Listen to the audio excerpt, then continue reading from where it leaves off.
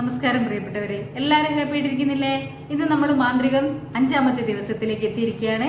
കഴിഞ്ഞ 4 ദിവസത്തേതും നിങ്ങൾ ഫോളോ ചെയ്യുന്നുണ്ട്, അത് പറഞ്ഞ പോലെ പ്രാക്ടീസ് ചെയ്യുന്നുണ്ട്, ഡൗട്ട് ക്ലിയർ ചെയ്യാൻ എന്നെ വിളിക്കുന്നുണ്ട്. എനിക്ക് പറ്റും പോലെ ഞാൻ ഡൗട്ട് ക്ലിയർ ചെയ്ത് തരുന്നുണ്ട്. നിങ്ങൾ ഹാപ്പി ആയതിൽ ഞാനും ഒരുപാട് സന്തോഷത്തിലാണ്. നിങ്ങൾ ഒരു 10 പേരിത് കാണുന്നുണ്ടെങ്കിൽ ഈ 5 പേരുടെ ഉള്ളിൽ ഒരു കൈത്തിരി തെളിഞ്ഞാൽ ഞാൻ എന്തൊരു സന്തോഷമാണ് എനിക്ക്. അതിന് നന്ദി പറയാം. നന്ദി നന്ദി നന്ദി. ഇന്ന് നമ്മൾ നമ്മുടെ കൃതജ്ഞത കൊണ്ട് നമ്മൾ നേടാൻ പോകുന്നത് പണമാണ്. നമ്മുടെ ഒക്കെ ലൈഫിൽ ഒഴിച്ചുകൂടാൻ പറ്റാത്ത മുഖ്യ ഘടകമാണ് പണം. പണത്തിന് പണം തന്നെ വേണം, അത് മറ്റൊന്നും ഉണ്ടായൊരു കാര്യമില്ല. നമ്മുടെ ലൈഫിലെ 90% പ്രശ്നങ്ങളും പണം കൊണ്ട് തീരും, ബാക്കി 10% ഉള്ളൂ. നമ്മുടെയൊക്കെ കുടുംബത്തിലെ ശാന്തിയും സമാധാനവും ബന്ധങ്ങളിൽ സന്തോഷവും ഒക്കെ ഉണ്ടാവണേ പണം വേണം.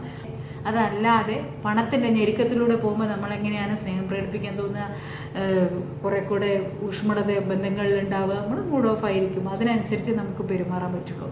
അപ്പോൾ പണം നമുക്ക് ഒഴിച്ചുകൂടാൻ പറ്റാത്ത ഘടകം തന്നെയാണ്. ആ പണത്തിനെ ഞെരുക്കം അനുഭവിക്കുന്നത് നമുക്കറിയാം. ഇല്ലാത്തവരെ അതിൻ്റെ ബുദ്ധിമുട്ട് അറിയുള്ളൂ. ആ ഒരു പണത്തിന് വേണ്ടി നമ്മൾ നെട്ടോട്ട് ഓടുന്നത്. എന്തെല്ലാം പ്രശ്നങ്ങളാണ് നമ്മൾ അനുഭവിച്ചു പോരുന്നത് നമ്മുടെ ഇല്ലായ്മ കൊണ്ട്, അല്ലേ? അപ്പോൾ ഇന്ന് നമുക്ക് നമ്മുടെ പണത്തിന് വേണ്ടി കൃതജ്ഞത രേഖപ്പെടുത്താം. എൻ്റെ പൊന്നു ചെയ്യേ, 5ൻ്റെ പൈസ കയ്യിലില്ല എടുക്കാൻ. ഈ സമയത്ത് എങ്ങനെയാണ് നിങ്ങൾ എടുക്കാനില്ലാത്ത പൈസയ്ക്ക് നന്ദി രേഖപ്പെടുത്തുക? നിങ്ങളുടെ സംശയം സ്വാഭാവികമാണ്, സത്യസന്ധമാണ്. പക്ഷേ നമ്മളത് ചെയ്തേ പറ്റൂ. എന്തുകൊണ്ടാണെന്നറിയോ? ഇതുവരെ നമ്മൾ ഉപയോഗിച്ച പണത്തിന്, അല്ലെങ്കിൽ ഇപ്പോഴത്തെ നമ്മൾ ഈ ഒരു പണത്തിൻ്റെ ആവശ്യകതയ്ക്ക് നമ്മൾ നന്ദി പറഞ്ഞിട്ടില്ലെങ്കിൽ, കൃതജ്ഞത രേഖപ്പെടുത്തിയിട്ടില്ലെങ്കിൽ, നമ്മുടെ ലൈഫിൽ ഒരു മാറ്റവും സംഭവിക്കാൻ പോകുന്നില്ല എന്ന് തിരിച്ചറിയുമ്പോൾ സ്വാഭാവികമായിട്ടും നമ്മൾ നന്ദി രേഖപ്പെടുത്തും. നിങ്ങളുടെ ഇപ്പോഴത്തെ സാഹചര്യം എന്താണെന്നത് വിഷയമല്ല. നിങ്ങൾക്ക് ആവശ്യത്തിന് പണമില്ല എന്ന ചിന്ത തന്നെ നന്ദികേടാണ്. നിങ്ങൾക്ക് ഇപ്പോഴുള്ള പണത്തിനോടുള്ള നന്ദികേട് നിങ്ങളുടെ നിലവിലെ സാഹചര്യം പൂർണ്ണമായും മനസ്സിൽ നിന്ന് എടുത്തു കളയണം. പകരം നിങ്ങൾക്ക് പണത്തെക്കുറിച്ച് നന്ദിയുള്ളവരായിരിക്കുക. നന്ദിയുള്ളവനിൽ നിന്ന് കൂടുതൽ കൊടുക്കും, നന്ദിയില്ലാത്തവനിൽ നിന്ന് ഉള്ളത് കൂടി എടുത്തു കളയും.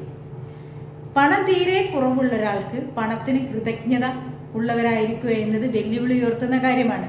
എന്നാൽ നിങ്ങൾക്ക് നന്ദി ഉണ്ടാകുന്നത് വരെ ഒന്നും തന്നെ മാറില്ലെന്ന് മനസ്സിലാകുമ്പോൾ കൃതജ്ഞത പ്രകടിപ്പിക്കാൻ നിങ്ങൾക്ക് പ്രചോദനമുണ്ടാവും. അപ്പം നമ്മൾ ഇതുവരെ നമ്മളെ ലൈഫിൽ ഉപയോഗിച്ച പണത്തിന് കൃതജ്ഞതയുള്ളവരാവാൻ പോവുക. അതെങ്ങനെയാണ്? കാലത്തേക്ക് പോകാം നമുക്ക്, അല്ലേ? നമ്മൾ കുഞ്ഞുനാളിൽ ഉടുപ്പിട്ടതിന്, കുഞ്ഞുനാളിൽ നമ്മളെ പേരൻസ് നമ്മളെ കൊണ്ട് ഹോസ്പിറ്റലിൽ പോകാൻ അതിന് പണം ചിലവാക്കിയില്ലേ? ഓരോന്നിനും നന്ദി പറഞ്ഞു തുടങ്ങാം. ഞാൻ എങ്ങനെയാണ് നന്ദി പറഞ്ഞത്? എൻ്റെ ഓർമ്മ വെച്ച കാലം മുതൽക്കുള്ള കാര്യങ്ങൾക്ക് ഞാൻ നന്ദി പറഞ്ഞു തുടങ്ങി. എൻ്റെ കയ്യിൽ എൻ്റെതായിട്ട് വന്ന പണം, വിഷു കഴിഞ്ഞിട്ട് കിട്ടിയത്, അന്നൊക്കെ നമ്മുടെ കയ്യിൽ ഒരു 10 രൂപ അല്ല ഒരു 20 രൂപയൊക്കെ ആരെയും വെച്ച് തന്നാൽ നമുക്ക് എന്തൊരു സന്തോഷമാണ്. നമ്മൾ അതിന് നന്ദി പറഞ്ഞിട്ടില്ലല്ലോ ഇതുവരെ. അന്ന് നമുക്ക് അറിയില്ലല്ലോ, നമ്മൾ പിള്ളേരല്ലേ. പക്ഷെ ഇപ്പം നമുക്കറിയാലോ, ആ പണത്തിന് നമ്മൾ നന്ദി പറയണം, അതിന് നമുക്ക് നന്ദി പറയാം. ഞാനൊക്കെ വിഷു കൈനീട്ടത്തിനപ്പുറത്ത് എനിക്ക് വീട്ടിൽ കശുമാവ് ഉണ്ടായിരുന്നു. അപ്പം ഈ കശുവണ്ടി രാവിലത്തേതും ഉച്ചത്തേക്കതൊക്കെ വീട്ടുകാർ പെറുക്കി വിറ്റിട്ടൊക്കെ അവർ പണം സ്വരൂപിക്കും. പക്ഷെ ഉച്ചത്തേക്ക് വീഴെ ഞങ്ങൾക്ക് പിള്ളേർക്കായിരുന്നു. ഞങ്ങളത് പെറുക്കി വെച്ചാൽ അത് അച്ഛനും അമ്മയും ഒന്നും ഞങ്ങളോട് ചോദിക്കില്ല. ഞങ്ങളത് വിറ്റിട്ട് ഞങ്ങളെ കയ്യിൽ സ്വന്തമായിട്ടൊരു പൈസ വരുമ്പോഴുള്ള സന്തോഷം എന്തായിരുന്നു, ആ സന്തോഷത്തിന് ഞാനിപ്പം നന്ദി പറയാം. പിന്നെ ഞാനൊരു ഗ്രാമത്തിലാണ് ജീവിച്ചത്. ഇഷ്ടംപോലെ റബ്ബറുള്ള സ്ഥലമാണ്. അപ്പോൾ റബ്ബർ വെട്ടിക്കഴിഞ്ഞ് പാലെടുത്ത് കഴിഞ്ഞാൽ ആ ചിരട്ടയിൽ നിന്ന് താഴെ ഒറ്റി വീഴും മണ്ണിൽ റബ്ബർ. അത് കുറേ മാസങ്ങൾ കഴിയുമ്പോൾ അത് മരത്തിന് ചുറ്റും ഇങ്ങനെ പരന്ന് കിടക്കും. അത് പൊളിച്ച് വിൽക്കുകയായിരുന്നു. അപ്പോൾ ആ പണത്തിന് നന്ദി പറയുക. അത് കുറേ പൈസ ഉണ്ടാവും കേട്ടോ. ഞങ്ങൾക്ക് സ്വന്തമായിട്ട് ഉടുപ്പൊക്കെ വാങ്ങിക്കാൻ, കളിപ്പാട്ടം വാങ്ങിക്കാൻ, പൈസ കൂട്ടി വെക്കാനൊക്കെ പൈസ ഉണ്ടാവും. അതൊരു സന്തോഷമാണ്. അതിനൊക്കെ നന്ദി പറയുക. അതുപോലെ നമ്മൾ ലൈഫിൽ ഇതുവരേക്കും നമ്മൾ ഭക്ഷണം കഴിക്കാനുണ്ടായിരുന്നോ നമുക്ക് കുട്ടിക്കാലത്ത്, അതിന് നന്ദി പറയാം. നമ്മൾ സുഖമായിട്ട് കിടന്നുറങ്ങാൻ സ്ഥലമുണ്ടായിരുന്നോ, അതിന് നന്ദി പറയുക. കളിപ്പാട്ടങ്ങൾ ഉണ്ടായിരുന്നോ, അതിന് നന്ദി പറയുക. കുറേ കൂടി മുതിർന്നതിന് ശേഷം നമ്മൾ കോളേജിലും സ്കൂളിലൊക്കെ പോകുമ്പോൾ പുസ്തകങ്ങളും ഉടുപ്പുകളൊക്കെ വാങ്ങാൻ പൈസ ഉണ്ടായിരുന്നോ, അതിന് നന്ദി പറയുക. ഇപ്പം മുതിർന്നതിന് ശേഷം നമുക്കൊരു വണ്ടി ഉണ്ടോ, നമുക്കൊരു സൈക്കിളെങ്കിലും ഉണ്ടെങ്കിൽ അതിന് നന്ദി പറയാം. നമ്മുടെ വീടുകളിൽ TV ഇല്ലാത്ത വീടുണ്ടോ? ഇപ്പം ചുരുക്കമാണ്. അങ്ങനെ ഒരു TV നമ്മുടെ വീട്ടിലുണ്ടെങ്കിൽ അതിന് നമ്മൾ കാശ് കൊടുത്തിട്ടല്ലേ വാങ്ങിച്ചത്. വീട്ടുപകരണങ്ങൾ, ചായ ഉണ്ടാക്കുന്ന പാത്രം, ഗ്ലാസ്, അതൊക്കെ നമ്മൾ പൈസ കൊടുത്തിട്ടല്ലേ വാങ്ങിയത്.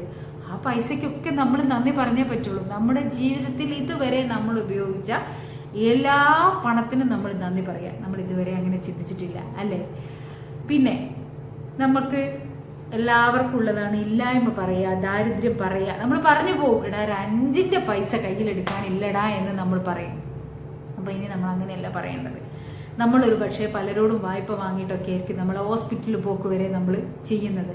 അവിടുന്ന് വാങ്ങിയിട്ട് നമ്മളത് ഉപയോഗിച്ചിട്ട് മറ്റൊരുത്തനോട് വാങ്ങിയിട്ട് ആ പറഞ്ഞ ഡേറ്റിന് അവർക്ക് കൊടുക്കും. തിരിമറി ചെയ്യാന്ന് പറയും. അതെല്ലാവരും ചെയ്യുന്നതാണ്. ആ പണത്തിന് നമ്മൾ നന്ദി പറയണം. നമുക്ക് ചിലപ്പോൾ അടുത്ത മാസം വീട്ടുവാടക കൊടുക്കാനുണ്ടാവും, കറണ്ട് ബില്ല് കൊടുക്കാനുണ്ടാവും, അടുത്ത മാസം നമുക്ക് ഫോളോ അപ്പിന് പോകാനുണ്ടാവും. കയ്യിൽ കാശില്ല, എവിടെന്നെങ്കിലുമൊക്കെ വരണം. നമ്മൾ പലരോടും ചോദിച്ചുകൊണ്ടിരിക്കുക. അതിന് നമ്മൾ ആദ്യം എന്ത് പറയണം? ദൈവമേ, ഇന്ന ദിവസം നിങ്ങൾ വിശ്വാസിയാണെങ്കിൽ അല്ലെങ്കിൽ നിങ്ങൾക്ക് ആ പണത്തിനോട് നന്ദി രേഖപ്പെടുത്തുക. അത് നമ്മുടെ ജീവിതത്തിൽ എല്ലാവർക്കും വേണ്ടതാണ്. കാരണം എന്തൊരു കാര്യത്തിനും കൃതജ്ഞത ഉള്ളവരായിരിക്കുക എന്നുള്ളത്. നിങ്ങൾ വിശ്വാസിയാണെങ്കിൽ ദൈവമേ എന്ന് പറയാം. അതല്ലെങ്കിൽ ആ പണത്തിനോട് നന്ദി പറയണം. കാരണം എനിക്ക് ഇന്ന ദിവസം ഉപയോഗിക്കാനുള്ള പണത്തിന് നന്ദി നന്ദി നന്ദി.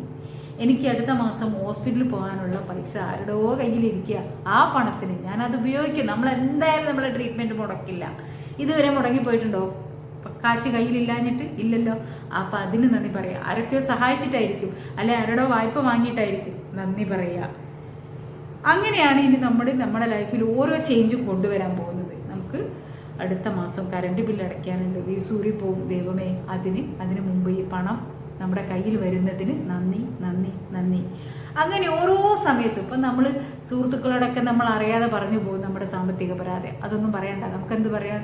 നമ്മൾ കുറച്ചൊരു സാമ്പത്തിക പ്രശ്നം നമുക്കുണ്ട്, പക്ഷെ അത് പരിഹരിച്ചു പോകും എന്ന് കരുതി നമ്മുടെ കാര്യങ്ങളിൽ നമ്മൾ കർമ്മം ചെയ്യാതിരിക്കരുത്, എഫേർട്ട് എടുക്കാതിരിക്കരുത്. ഈ നന്ദി പ്രകാശിക്കുന്നതോടൊപ്പം നമ്മൾ മറ്റുള്ളവരോട് ചോദിച്ചിട്ടില്ലെങ്കിൽ അവർക്കറിയില്ല, അറിഞ്ഞാരും വീട്ടിൽ കൊണ്ടെത്തരില്ല. പക്ഷേ നമ്മൾ ഈ നന്ദി പ്രകാശിപ്പിച്ചു കൊണ്ടിരിക്കുമ്പോൾ തീർച്ചയായിട്ടും നമുക്ക് ആവശ്യം എന്താണോ അതിൻ്റെ തലേന്നോ അല്ലെ അതിനൊരു മണിക്കൂർ മുമ്പെങ്കിലും നമ്മുടെ കയ്യിൽ പൈസ എത്തിയിരിക്കും. നമുക്ക് ആവശ്യമുള്ള അത് ഈ പ്രപഞ്ചം കൊണ്ടുത്തരും. അത് ആകർഷണ നിയമമാണ്. സീക്രട്ട് ബുക്ക് ഫോളോ ചെയ്തവരുണ്ടല്ലേ നമ്മുടെ കൂട്ടത്തിൽ? നമ്മൾ ഇതിനു മുമ്പ് സീക്രട്ട് അല്ലേ ബുക്കല്ലേ ഫോളോ ചെയ്തത്? ആകർഷണ നിയമം നിങ്ങൾക്കറിയാം. അപ്പം അതുകൊണ്ടാണ് ഞാൻ പറയുന്നത്. അതല്ലെങ്കിൽ നമ്മുടെ ഇങ്ങനെ ചിന്തിച്ചിട്ടില്ലെങ്കിൽ നമ്മൾ ദാരിദ്ര്യം മാത്രമാണ് ഏത് സമയത്തും ചിന്തിച്ചുകൊണ്ടിരിക്കുക, ഇല്ലായ്മ മാത്രമാണ്. ചിന്ത കൊണ്ടോ വാക്കുകൊണ്ടോ പണസംബന്ധമായ എന്തെങ്കിലും പരാതി പറയാനുള്ള സാഹചര്യം ഉണ്ടാകുമ്പോൾ നിങ്ങളോട് തന്നെ ചോദിക്കുക, ഈ പരാതിക്ക് വില കൊടുക്കാൻ ഞാൻ തയ്യാറാണോ? കാരണം ഈ ഒരു പരാതി പണത്തിന്റെ ഒഴുക്കിനെ മന്ദഗതിയിലാക്കുകയും നിർത്തലാക്കുകയും ചെയ്യുന്നു.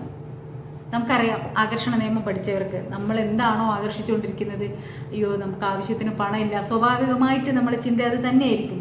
അങ്ങനെ ആയിരിക്കും വേണം. പക്ഷെ ആ ചിന്തയിൽ പോസിറ്റിവിറ്റി നിറയ്ക്കാനാണ് ഞാൻ പറയുന്നത്. എന്നിട്ട് നമ്മൾ എന്താണോ കർമ്മം, ഇനിയിപ്പോൾ ആരോടെങ്കിലും ചോദിച്ചു വാങ്ങേണ്ടി വരും, നമ്മുടെ അവസ്ഥ ആരോടെങ്കിലും വിവരിക്കേണ്ടി വരും. പക്ഷെ ആ സമയത്തും എനിക്കിത് നടക്കും, ഇത് മുടങ്ങിപ്പോവില്ല, എന്നിലേക്ക് പണം വരും, ആ പണത്തിന് നന്ദി പറഞ്ഞുകൊണ്ട് തുടങ്ങുക. അപ്പോൾ ഇനി നമ്മൾ പ്രാക്ടീസ് ചെയ്യാൻ പോവുകയാണ്. അപ്പോൾ എങ്ങനെയാണ് നമ്മൾ ഇതുവരെ ഉപയോഗിച്ച പണത്തിന് നന്ദി പറയുക? അതല്ലേ, ഒരു 10 രൂപ നോട്ടെടുക്കുക നിങ്ങൾ. ഇത് ഞാനും എഴുതി വെച്ചതാണ്, കണ്ടോ? ഇത് ഞാൻ പ്രാക്ടീസ് ചെയ്യുന്നതാണ്. എന്താണ് ഇതിൽ എഴുതിയിരിക്കുന്നത് എന്നല്ലേ? എൻ്റെ ജീവിതത്തിലുടനീളം എനിക്ക് ലഭിച്ച പണത്തിന് നന്ദി. അതല്ലെങ്കിൽ ഇതുവരെ ഞാൻ ഉപയോഗിച്ച പണത്തിന് നന്ദി. ഈ ഒരു വൈറ്റ് സ്പേസ് ഇല്ലേ നമ്മുടെ 10 രൂപ നോട്ടിൽ, അതിൻ്റെ 2 വശത്തും എഴുതി വെക്കുക, ഇതുവരെ എൻ്റെ ജീവിതത്തിലുടനീളം ഞാൻ ഉപയോഗിച്ച പണത്തിന് നന്ദി.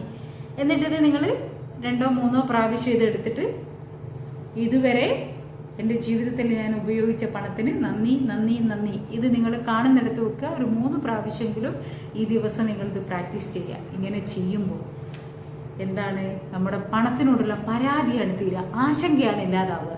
നമ്മൾ ആകർഷണ നിയമം നിങ്ങൾ പഠിച്ചു സീക്രട്ട് ബുക്കിൽ. ആകർഷിച്ചുകൊണ്ടിരിക്കുകയാണ് നമ്മൾ പണത്തിനെ. ഞാൻ പണത്തെ സ്നേഹിക്കുന്നു, പണം എന്നെ സ്നേഹിക്കുന്നു, ഞാൻ പണത്തെ ആകർഷിക്കുന്നു, പണം എന്നെ ആകർഷിക്കുന്നു എന്നൊക്കെ നമ്മൾ പ്രാക്ടീസ് ചെയ്തിട്ടുണ്ട്. അപ്പം അതാണ് നമ്മൾ അറിയാതെ ഇവിടെ നടക്കുന്നത്.